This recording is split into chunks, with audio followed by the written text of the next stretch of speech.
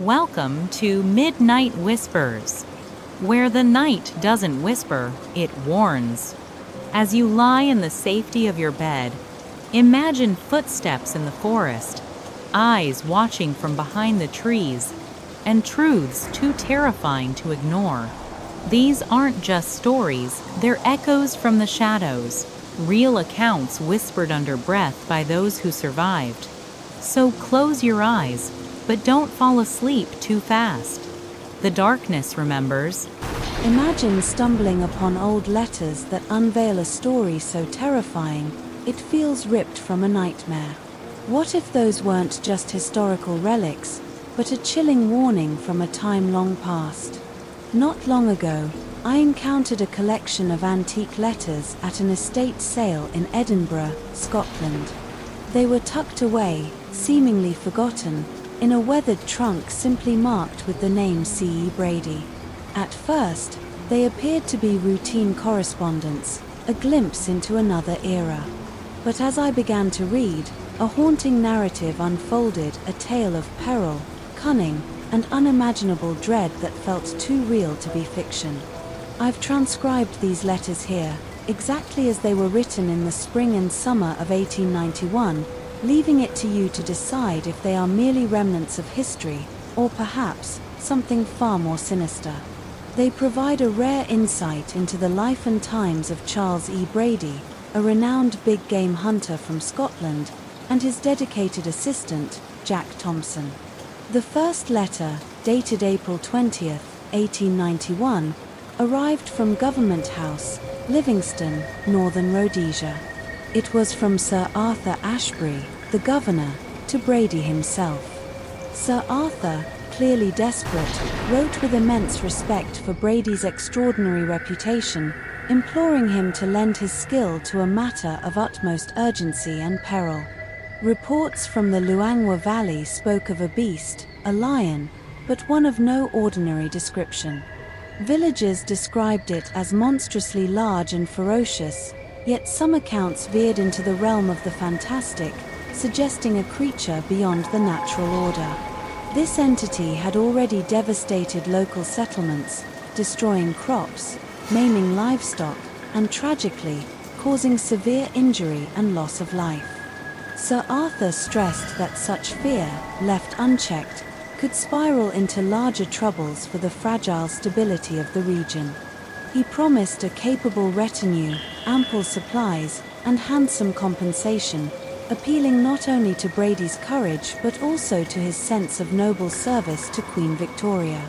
What kind of predator could inspire such fantastical whispers and such desperate pleas from a colonial governor? Next, we hear from Jack Thompson, Brady's assistant, writing to his dearest Margaret from a camp on the Lang River on August 3, 1891. His letter paints a vivid, albeit dangerous, picture of their expedition. He reassures her that his well, yet admits the task at hand is one of great peril. He confirms Sir Arthur's grim account. They are here to hunt a man-eater, prowling the Luangwa Valley and laying waste to everything in its path. He reiterates the native whispers of a devil from the bush, acknowledging the lion is clever and fierce. Jack's personal stakes are palpable. The promise of a handsome sum from the governor offers hope of a better life for their children, a chance to lift us from the scrape of life.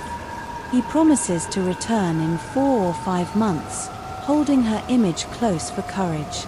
You can almost feel the weight of his hope and the lurking fear in his words, knowing what dangers he faces for his family's future. But then, a chilling development arrived just 2 days later.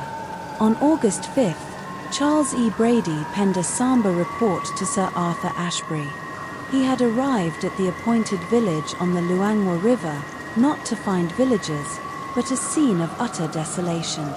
The beast had struck before his arrival, leaving behind only the dead, including his appointed contact. The surviving villagers, terrorized, had fled, abandoning their homes. Brady was forced to retreat, awaiting further intelligence. He noted the lion's unnatural cunning, unlike any predator he had encountered in all his years of hunting. It was methodical, striking where it senses weakness and retreating before it can be caught. The valley, while beautiful, offered perfect cover for such a creature.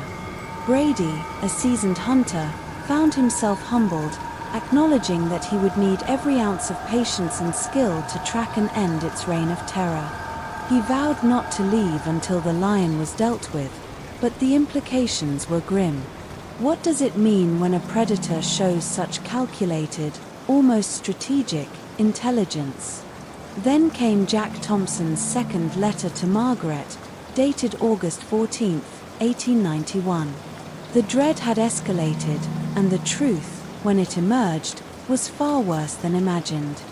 They had been tracking the single lion south when word of fresh attacks reached them from the northern villages.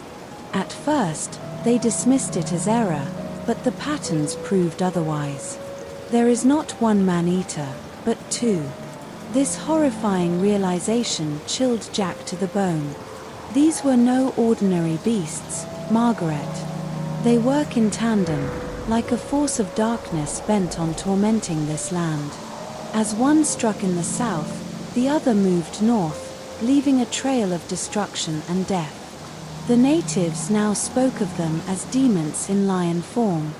Facing such synchronized terror, they were forced to divide their strength, with Brady remaining south and Jack heading north, a grave risk that only heightened the personal danger for him. He clung to his faith, believing good men, Christian men, will prevail, fighting for the innocent, but the desperation was palpable. How does one fight against two such intelligent, coordinated horrors? The culmination of this terrifying hunt arrived with a letter from Charles E. Brady to Mrs. Margaret Thompson, dated September 1, 1891. It was filled with profound sorrow. Brady delivered the devastating news. Jack had fallen in the line of duty, giving his life valiantly to protect the villages of the Luangwa Valley. Jack's courage and selflessness, Brady wrote, saved not only the village he fought to protect, but also countless lives. His sacrifice, while tragic, was not in vain. His actions turned the tide of their campaign, finally allowing them to end the threat of these terrible creatures.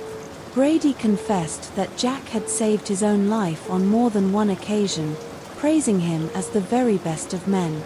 Arrangements for Jack's body to be repatriated to England were made, along with generous compensation for Margaret and her family.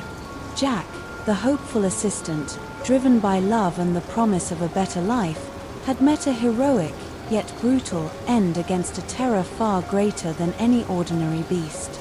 His story, told through these fading letters, is a stark reminder of humanity's struggle against the unknown and the immense personal cost of such encounters. Music fades in slightly, then under as narrator begins.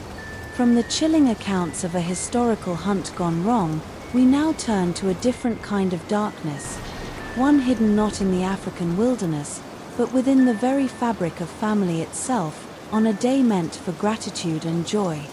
Thanksgiving. A time for family, food, and gratitude.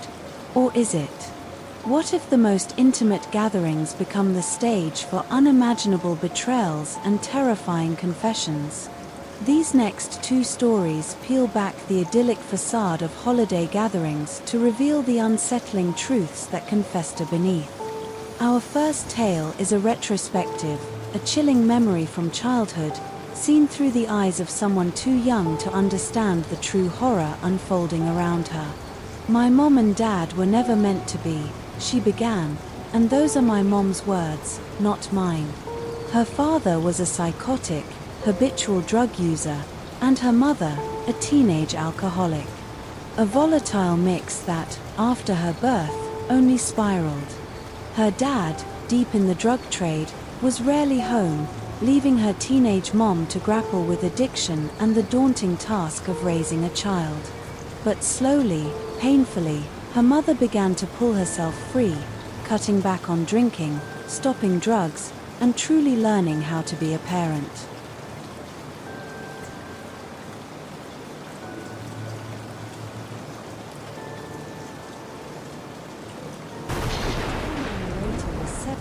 They had moved, hoping for a fresh start. Her dad, still heavily involved in drug brokering, maintained a steady job as a cover, funneling his considerable illicit earnings into his own vices. The love between her parents had long since vanished, replaced by constant arguments and snapping remarks whenever her father was even home. Then, towards the end of 1983, her mother suggested a Thanksgiving dinner, a proper one, not just takeout. You can already feel the tension building, can't you? The day, predictably, went disastrously. The food was a mess, her father's anger flared because he'd taken time out from his activities, and her mother, overwhelmed, relapsed, guzzling 2 bottles of wine she'd kept untouched for her dad. As the slurred shouts began, the 7-year-old, familiar with the routine, ran to her room to hide until the yelling stopped. Some time later, hunger gnawing at her, she ventured downstairs for a snack. The house was quiet, a false calm, as she walked through the TV room towards the kitchen. She peered in, expecting silence, but instead heard her mother groaning strangely and her father speaking in hushed tones. What she saw next would haunt her for a lifetime. Her mother lay on the couch, her father kneeling, seemingly trying to push a small piece of food or a pill into her mouth. He then made her drink water until she swallowed. Coughing, she choked it down. He repeated the action over and over again, another pill, more water. The young girl, in her innocent hunger, simply walked through the room towards the kitchen, accustomed to her parents' weird stuff. She didn't question it. But this time, her father, upon seeing her, acted surprised, even scared. He began to explain why he was giving mommy pills. He uncharacteristically invited her to help herself to snacks and candy, then followed her to the kitchen, grabbing the largest cooking pan he could find before returning to the living room. As she walked back through with her own treats, she saw him supporting her mother, who was violently puking into the pan. He was rubbing her back, saying odd, nice things. But then, he stuck his fingers into her mother's mouth. At the time, she thought it was to help her mother to get the throw-up out. Only years later did the chilling truth emerge. My dear old dad hadn't been trying to help my mom because she drank too much and made herself sick, she recounted. He was trying to feed her so many pills that it would kill her. His meticulous plan was interrupted by his 7-year-old daughter's innocent hunger. When he realized she might speak to the police if questioned, he frantically forced his wife to purge her stomach. Her mother only understood days later, feeling like she'd swallowed broken glass, discovering missing medication bottles, and finding a single white pill under the couch. She confronted him. He spun a sob story about saving her, but her mother knew. She left, taking her daughter, finally escaping. Could something this dark, this manipulative, really happen behind closed doors in your own neighborhood? How many secrets are hidden behind perfectly ordinary facades? Appearances can be deceiving, especially within families. Our next story, also set during Thanksgiving, takes this unsettling truth and explodes it into a public, violent confrontation. It begins in November 2011, when the narrator joined his girlfriend, Holly, for Thanksgiving at her parents' really nice home in North Jersey. Holly had warned him it wouldn't be a typical visit. Not only would her weird old coot paternal grandpa be there, a source of constant tension, but also her long-estranged paternal aunt, Janet, whom no one had seen in nearly 20 years.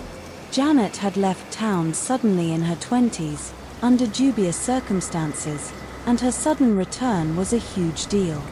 Holly, though, was convinced it would most likely go horribly wrong, and jokingly told the narrator he'd be needed as a service animal. He took it as a sign of their relationship's seriousness. The house was immaculate, a modern colonial with a grand 2-story foyer. Holly's parents were welcoming, but the narrator could feel the undercurrent of tension, especially once Holly's grouchy grandpa arrived. The atmosphere shifted from joyful to mildly tense. He was dismissive, even rude, questioning why the narrator, a non-family member, was even there. The narrator, however, felt a strange relief. If this was the worst of it, he could handle it. Holly, though, with a knowing shake of her head, assured him this was the calm before the storm.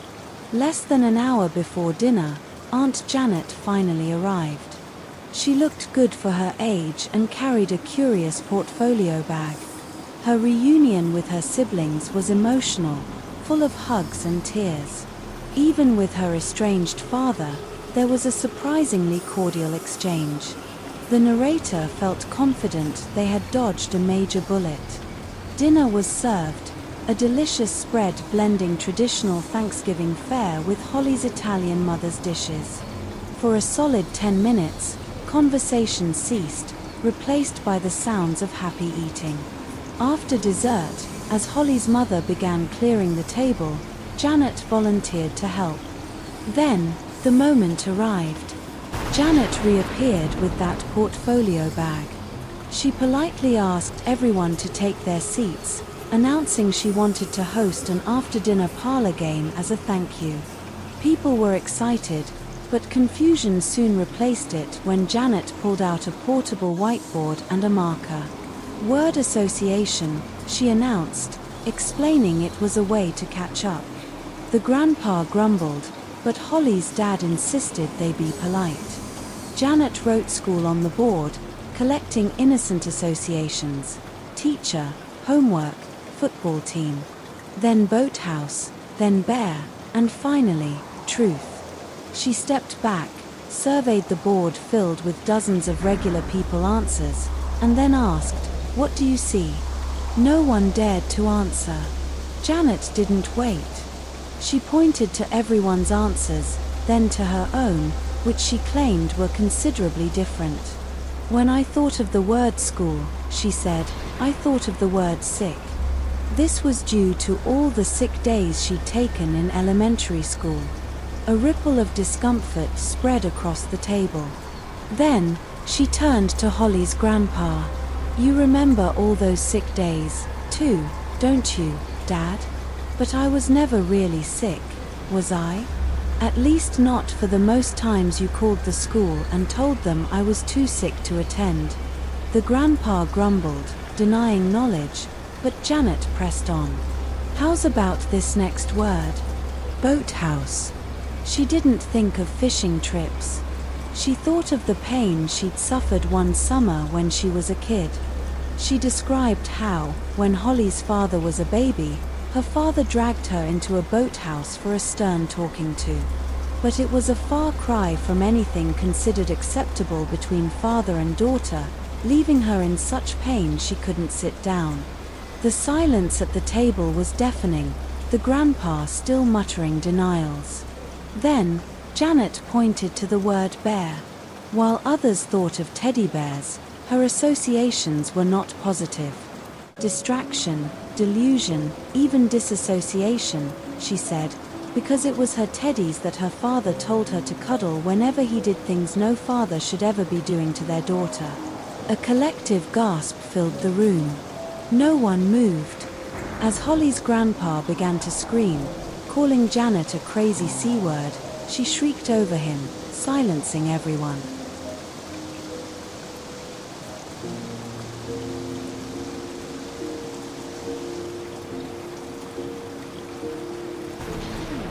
She pointed to the word truth. She felt she'd been robbed of any positive association. For others, it brought hope, order, justice. For her, it was like a dagger in her gut. Her whole life, she'd wondered if anyone would believe the truth of what her own father did to her. And how, she'd wondered, does a person go about announcing something like that? She'd had plenty of time to think. And when she finally made up her mind, when she had the perfect method of delivery planned out, she called Holly's dad and asked if she could attend Thanksgiving that year. By the time Janet finished, People were either sobbing or completely shocked. As she challenged Holly's grandpa to say anything, his ashen silence gave way to pure rage. He screamed at Janet, but she screamed right back. Holly's aunts cried. Her dad looked on the verge of a breakdown. Non-immediate family members quietly excused themselves. The narrator grabbed Holly's hand, holding on tight. She was pale, wide-eyed, her mind struggling to compute. He kept offering to leave, but she was fixated on Janet and her grandpa. Then, the grandpa rose and walked towards the kitchen. Janet yelled something, then turned to pack up her whiteboard, to the soundtrack of her sister's sobbing. It was a surreal, sickening breakdown. Just as the narrator longed to escape, Holly's grandpa reappeared in the dining room doorway, one hand held firmly behind his back. He walked purposefully towards Janet. From his seat, the narrator couldn't see what he was concealing, but Holly's dad did. "Dad, no," he screamed, throwing himself across the room just as the grandpa raised a kitchen knife above his head. Janet saw it coming, jumping back as Holly's dad grappled with him. The old man was possessed, his eyes wild, but he was slow, and Holly's dad was stronger. Within seconds, the grandpa was restrained. Janet, yelling assurances that no one would ever see her again, walked out of the house. Not long after, with the grandpa sequestered in another room, Holly decided it was time to leave.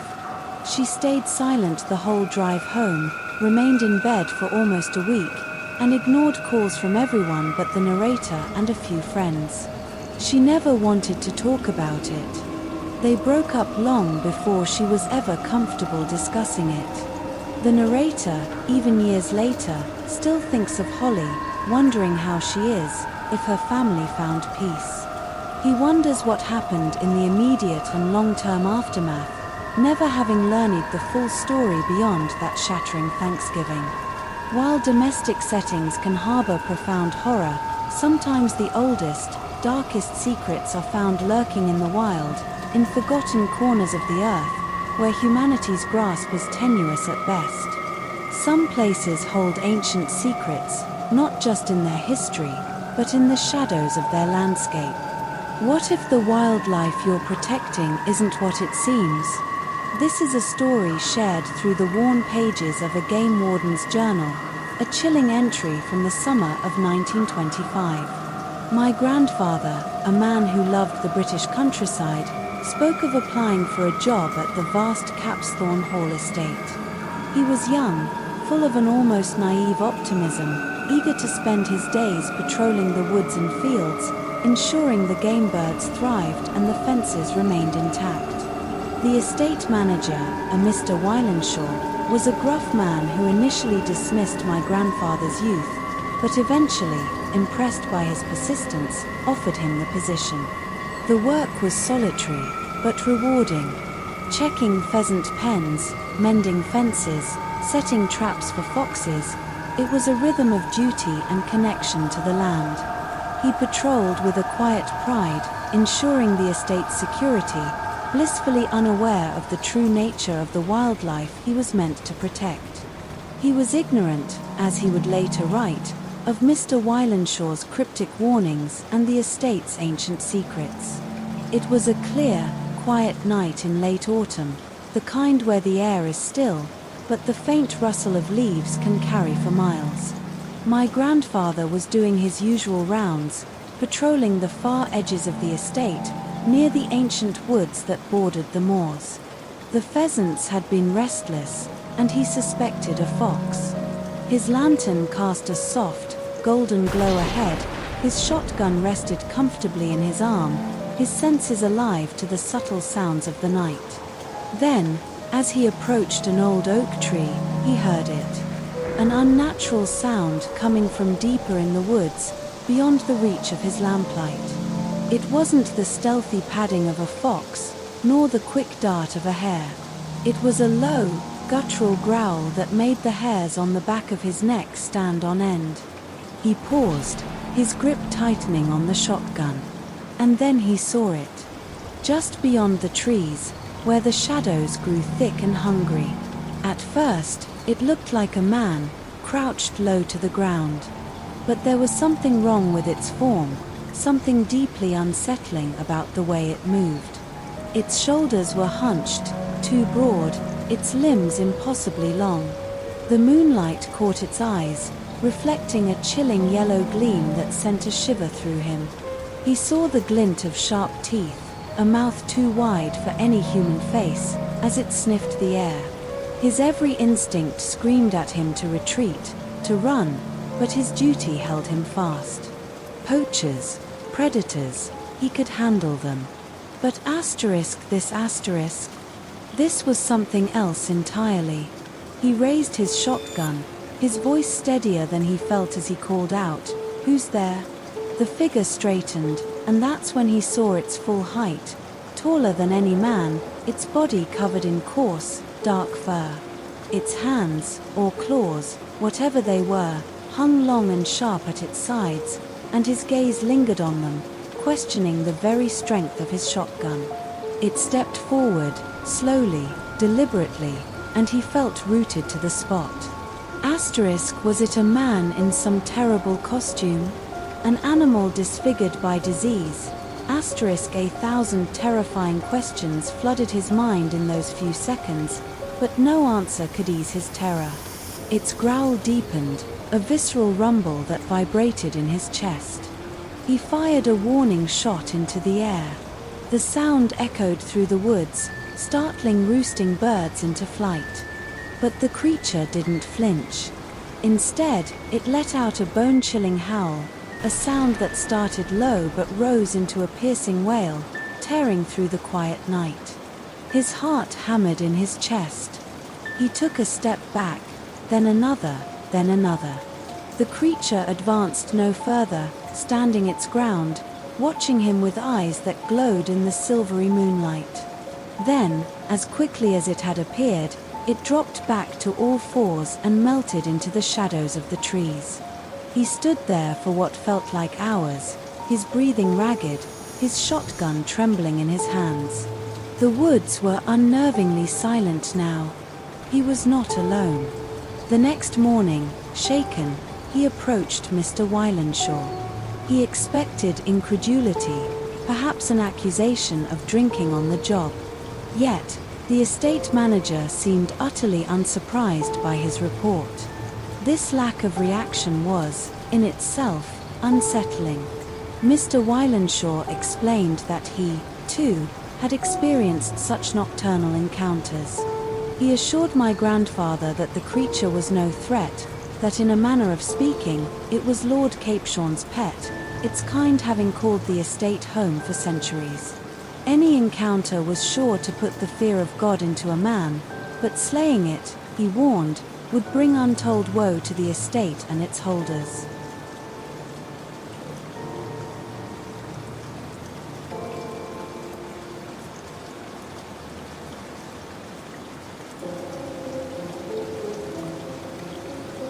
Stating the older man's experience, my grandfather took his word to heart.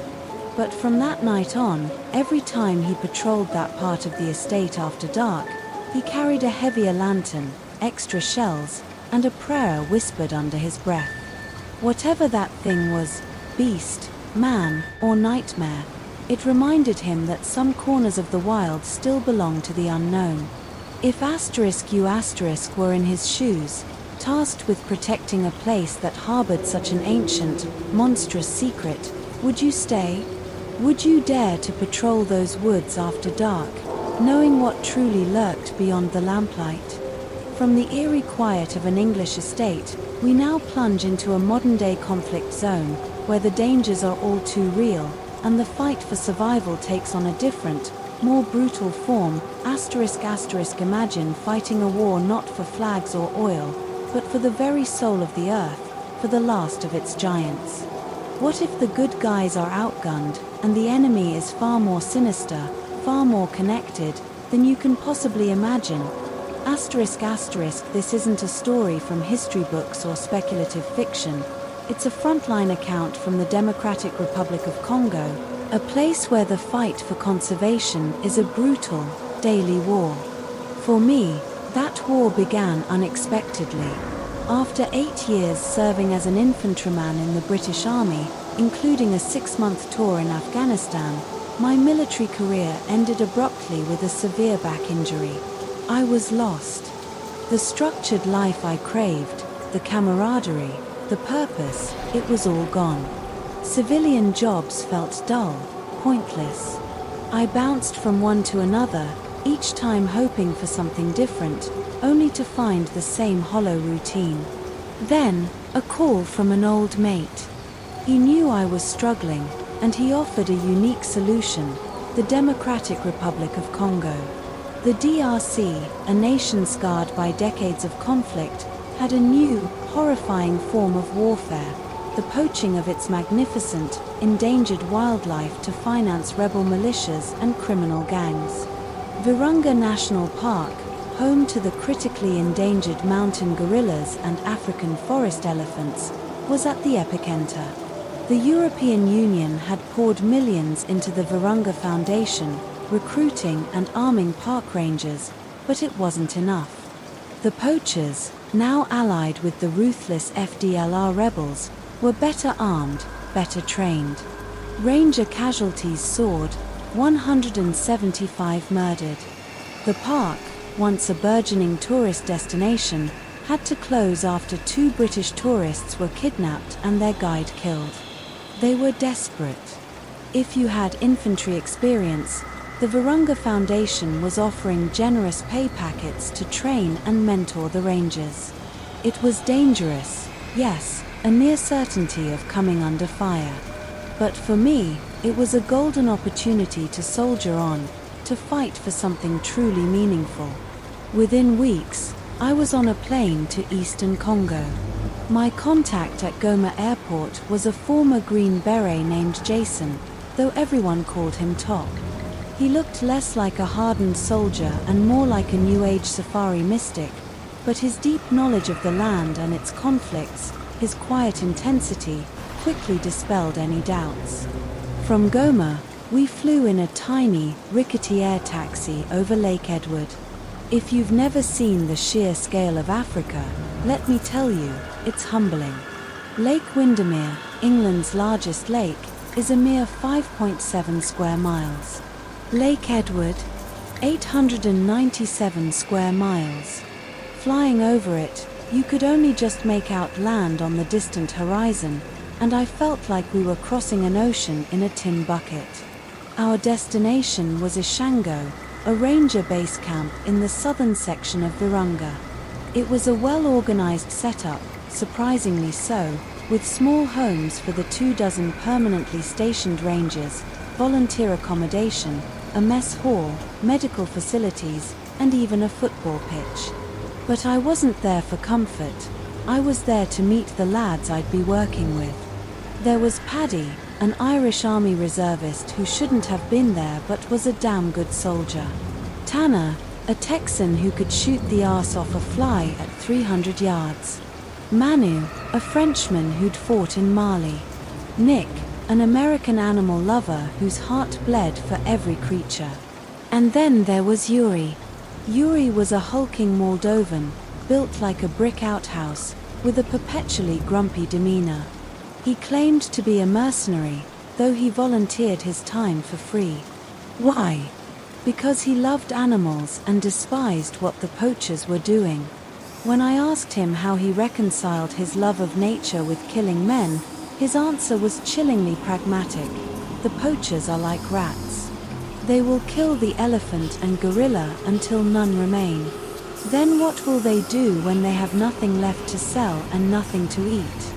They will only slaughter each other. Better to send them to hell now while their bellies are still full. We'd all fought in wars based on lies and greed. To be here, fighting for something good, felt right. But it certainly wasn't easy. The African wilderness itself was a gauntlet of natural hazards. We hiked through dense jungle, up the foothills of the Ruwenzori Mountains, always exhausted. Hippos and elephants could be incredibly aggressive.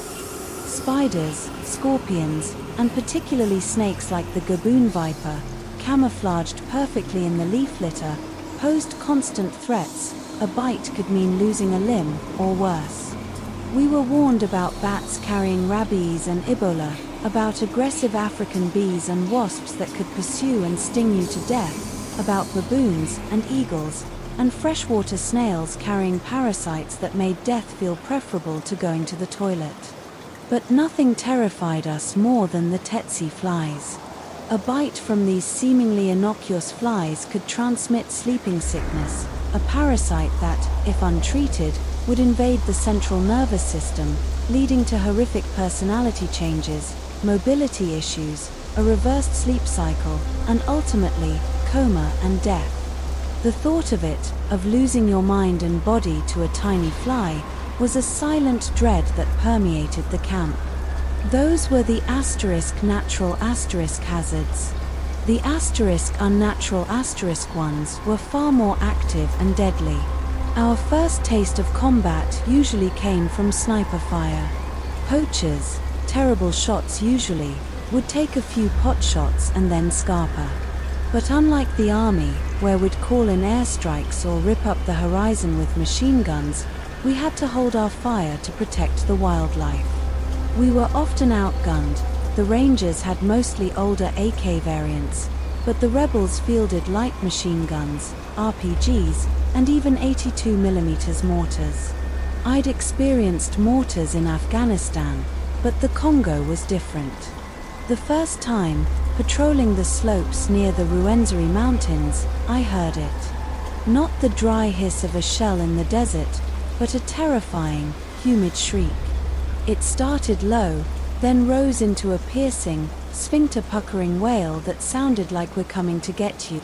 And when they hit, the trees, everywhere in the Congo, would explode into showers of splinters. I saw injuries far more horrific than anything in Afghanistan, a splinter the size of my arm impaling a ranger, severing his spine, another cut in half by an RPG hitting his cover tree, clinging to life for what felt like an eternity before we had to leave him. Nick, the animal-loving American, took a bullet to the shin during a patrol along the river. A massive hole. As Yuri, the Moldovan human tank, tied a tourniquet and firemen carried him out, Nick was swearing and shouting, "My mom's going to be so mad at me." It's bizarre where your mind goes in moments like that, facing death, and all you can think about is your mother back home. But the scariest thing happened near the end of my 6-month stay. We were manning listening posts overnight in the forest, hoping to intercept poachers sneaking down from the mountains. It was pitch black. Suddenly, one of the rangers keyed his radio handset, a signal they'd spotted the enemy too close to talk. We expected chaos, but what came was surgical. A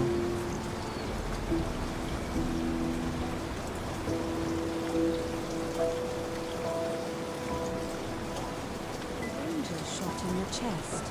Another leaned out to spot a muzzle flash, only to take a bullet directly between the eyes. That's when it hit me. They had night vision. They could see us, but we couldn't see them. It was like shooting fish in a barrel. Rangers who exposed themselves were cut down instantly. As we turned tail and fled, we were doubly exposed. More men fell, their screams echoing. For the first time, I was certain the next bullet had my name on it. Of the 20 men who went out that night, only 6 returned. Yuri wasn't one of them. He was the only man to give his life under my watch, and I'll remember him until the day I die. Then, as suddenly as these surgical ambushes began, they stopped. We regained control of the nights. The poachers and rebels weren't as bold. It was a relief, but it left us with chilling questions. How had they acquired such advanced night vision? And why stop using it? They weren't short on cash. Then, Top, the Green Beret, told us a chilling rumor from the SOF grapevine. A group of Chinese mercenaries had signed a short-term contract to work somewhere in the Congo. China's Belt and Road Initiative had seen them heavily involved in sub-Saharan Africa. The rumor was that these private military contractors were operating in North Kivu, precisely where Virunga National Park is. We received the news too late. But it made me a firm believer that night at the listening post wasn't just a random ambush. The speed, the precision, it made me think there's a much more shadowy, high-stakes game being played here, a new scramble for Africa, with intentions as dark as the first. From the chaos and grim realities of an international conflict, we now step into the chilling quiet of a mind, where the most disturbing horrors are not external battles, but the unfathomable depths of human nature itself. Can a person commit unspeakable acts of violence and feel absolutely nothing?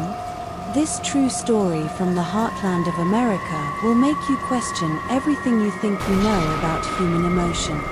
Born on September 21, 1940, LOL Lee Andrews was once described by his hometown newspaper in Walcott, Kansas, as the nicest boy.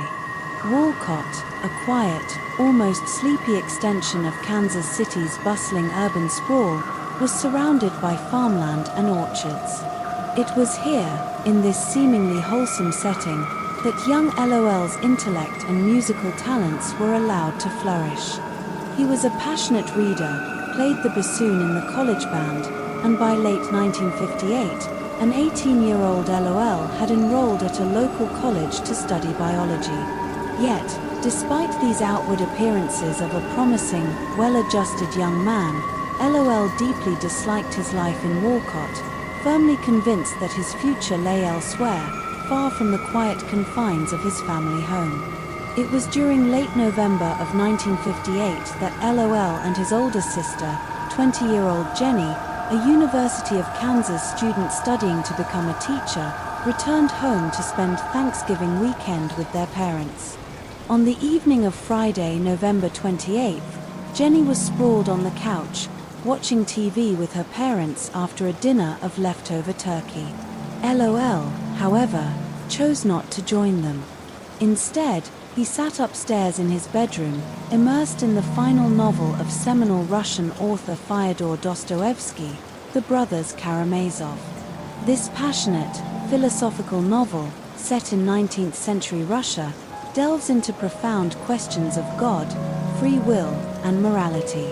It's also a theological drama grappling with faith, doubt, and reason, centered around the chilling subject of patricide. After reaching the novel's stark conclusion, LOL is believed to have closed the book, placed it down on the desk, and remained in silent, prolonged thought. What followed was a chilling display of meticulous, almost ritualistic preparation. LOL calmly walked into the bathroom, lathered his face, and shaved using his father's safety razor. He did so with precision and care, ensuring there were no errant whiskers or accidental cuts. Once finished, he returned to his bedroom and put on the crisp black two-piece suit his parents had purchased for his college acceptance. He paused for a moment, inspecting himself in the hallway mirror, ensuring his hair and attire were nothing short of immaculate. Then, with a chilling deliberation, he opened a closet in his bedroom, retrieved a .22 caliber semi-automatic rifle, and began walking downstairs. In the Andrews family's darkened living room, his parents and older sister had their eyes fixed on the television, replicating the magic of a movie theater. They heard LOL's footsteps in the doorway, but didn't turn. When LOL flicked on the lights, they vocally protested, the sudden brightness jarring them from their cinematic trance. But as his mother, father, and sister turned to look at him, their expressions shifted to pure terror. LOL hadn't turned on the lights to ruin their movie experience, he turned them on to better aim his rifle. The first of LOL's bullets punched through the skull of his older sister, Jenny, killing her instantly. Sprawled out on the couch, in direct view as he entered, she presented the easiest and most obvious target. LOL's parents, however, died much, much harder. LOL put 3 quick bullets into his 50-year-old father, William, and then did the same to his 42-year-old mother, Opal Andrews, as she desperately tried to shield her husband's body. He then paused, taking a moment to calm himself, before beginning the next phase of his horrifying plan. As he approached a living room window, he heard movement coming from behind him. He turned to find that, somehow, his mother had survived her initial injuries and, staggering to her feet, she lunged at him. In little more than a second, LOL Andrews put 3 more bullets into the woman who had raised him. She fell to the floor, took her final breaths, and passed away. LOL stared at her lifeless body for a moment, regarding his murdered mother with a chilling, unsettling lack of emotion. Seconds later, more movement behind him. LOL turned only to see his bleeding father, William, crawling towards the kitchen telephone, a final desperate act. LOL took aim, sending multiple .22 caliber bullets into his father until his rifle ammunition ran dry. He then calmly took out a Ruger .22 caliber pistol from his hip holster and emptied all of its bullets into his father's back. It was a brutally cold-hearted execution, but LOL wasn't done. When his pistol stopped firing, he ejected the empty clip, loaded a fresh one, then began shooting into his father's lifeless body almost at random. A homicide detective later stated it was as if LOL had wanted to observe the damage his shots inflicted to different parts of his father's body, a sickening experiment performed on the man who raised him. LOL fired a total of 6 shots at his mother but 17 at his father. Once all was said and done, he began staging the scene to make it appear as if a household burglary had somehow gone horribly wrong. He opened a window in the family living room, then meticulously stacked garden furniture outside it, intending to give the impression that someone had climbed through while the family was dozing. Police were meant to assume an outnumbered home invader had panicked upon waking the family and, in the ensuing chaos, murdered them one by one.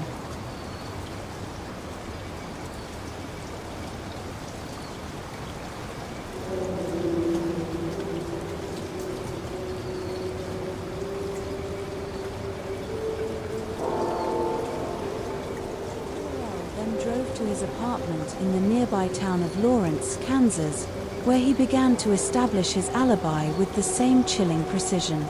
He had lent a friend his precious typewriter and arranged to pick it up that evening under the pretense of needing to write an essay. After dropping the typewriter off at his apartment, LOL visited a local movie theater, where he attended a showing of the 1958 film Marty. He spoke loudly, imparted friendly greetings to other theatergoers, and strategically placed himself in the very rear of the theater so that everyone filing out at its conclusion would see him seated quite prominently at the back of a well-lit space. Once the movie was over, LOL drove to the banks of the Kansas River, where he dismantled the weapons used to murder his family and methodically tossed the separate parts off the Massachusetts Street Bridge. He then returned to his apartment, telephoned local law enforcement, and, with feigned concern, informed them that he strongly suspected his parents' house had just been burgled. However, when the police arrived at his apartment and were forced to pass on the devastating news of his family's murder, they observed that LOL expressed only the slightest amount of surprise. Even more unsettling, not only did he seem unperturbed by what would normally be considered soul-crushing news, there was barely a hint of emotion about him. When asked how he knew of the potential break-in, LOL began to obfuscate. Then, once he admitted his 911 call was prompted by what he chillingly called a bad feeling, he was promptly arrested as the case's primary suspect. Whilst in police custody, LOL vehemently protested his innocence. He claimed he had a falling out with his parents prior to Thanksgiving and hadn't been over to their place in weeks. But the fact that LOL seemed to have had a mysterious premonition regarding the incident that led to his parents' and sister's deaths was extremely incriminating. Homicide detectives pressed him for hours, demanding to know why and how he had killed his family. It took the intervention of the family's minister, Pastor Verio C. Damarin, to finally coerce a confession from whom he'd once considered a promising young man. Damarin reportedly gave the boy a Coke before asking him, "You didn't do this terrible thing, did you? If you did, now's the time to purge your soul." LOL might have finally admitted to the murder of his mother, father, and sister, but the confession was completely devoid of remorse. LOL told police officers, "I'm not sorry, but I'm not glad I did it either. I just don't know why I did it. I didn't even feel anything, as they died." At his trial, the defense argued that Pastor Damarin's testimony of LOL's confession should be stricken from the record, claiming a confidential relationship similar to doctor-patient privilege. But Pastor Damarin himself asserted there was no course of discipline in the Baptist Church that enjoined a member to confess sins to a minister. On the advice of his defense team, LOL pleaded not guilty by reason of insanity and was sent for tests at the Menainga Clinic in Topeka, Kansas. Here, Dr. Joseph Satin established that Andrews was almost certainly schizophrenic, but that he had been completely composed or of composed mind at the time he murdered his family. Dr. Satin went on to call Andrews' crime a sudden murder, meaning his behavior had been perfectly regular both before and after his family's slaughter. This led the doctor to believe the state was well within its right to prosecute LOL to the full extent of the law, which they promptly did. After taking the stand, LOL's pleas of insanity fell on deaf ears, and following his conviction, he was condemned to be executed. After his request for clemency was denied by the state's governor, LOL was asked about his family's funeral arrangements. "I don't care what you do with them," he said. Then, when asked if he had any regrets regarding the murders, he stated, "I didn't feel anything about it. The time came and I was doing what I had to do. That's all there was to it." After further appeals for clemency were disregarded by the U.S. Supreme Court, L. Lee Andrews was executed by hanging on November 30, 1962, aged just 22. His last meal consisted of 2 fried chickens with sides of mashed potatoes, green beans, and pie a la mode. He gave no last words. Those in attendance gave eerie accounts of LOL's final moments, with one reporter stating he was outwardly remorseless and disinterested. Another reporter, this one from the Associated Press, said LOL was actually smiling slightly as he was led to the gallows. Because LOL was a hefty 6 feet 1 inch and 250 pounds, it's believed he had to hang for some time before he was pronounced dead. Other witnesses claimed the rope actually broke, but despite their proliferation, such rumors were never confirmed. LOL Andrews was one of the last people to be executed in the state of Kansas. He was subsequently buried next to his parents and sister in the Mount Salem Cemetery in Excel, Missouri. The 3 family members were labeled on a single tombstone, while LOL's separate tombstone lies parallel and is engraved with a single word, son. Prior to his execution, LOL was detained at the Lansing Correctional Facility, the very same place as the infamous murderers of the Clutter family, Richard Hickok and Perry Smith, from Truman Capote's In Cold Blood.